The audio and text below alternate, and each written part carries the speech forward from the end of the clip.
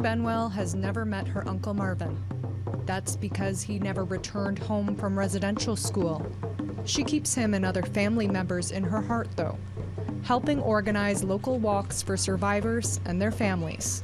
With all the, graves being found, the unmarked graves being found, it just makes it more prevalent and just plays on your mind.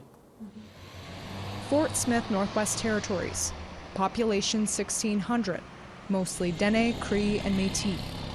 But this quaint community has a dark past. Joseph Burr Tyrell Elementary School, Paul William Kaiser High School, and Brennett Hall all served as buildings for residential schools from the 1950s to the mid-1970s. As residential schools closed, the government sold the buildings or gave them back to the communities to be used as band offices and administrative facilities. Or they simply left them as is. Here at Fort Smith, 3 of those buildings remain and are actively being used as educational facilities. But many survivors here say they want to see those buildings demolished. Fort Smith is still grieving from it. And I think once those buildings are torn down and we can see new buildings, then maybe new life will come into Fort Smith. But right now it almost seems like there's this big old black cloud just hanging over it. It's not right.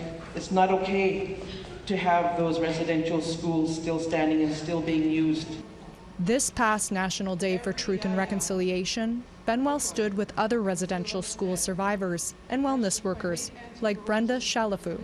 Until we understand and comprehend the truth and take ownership, then it's harder to start reconciling. Shalafu says when Indigenous people experience trauma, part of their spirit leaves their body. I have 3 granddaughters who are in the elementary school. My children went through the school system, and I have had family members who stayed at Brennett Hall.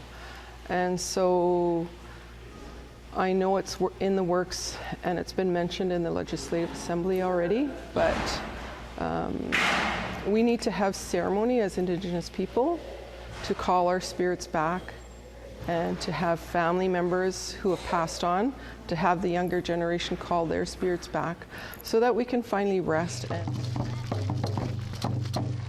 The South Slave School Division, based in town, says they are engaging with community members on options. Charlotte Mort-Jacobs, APTN National News, Fort Smith.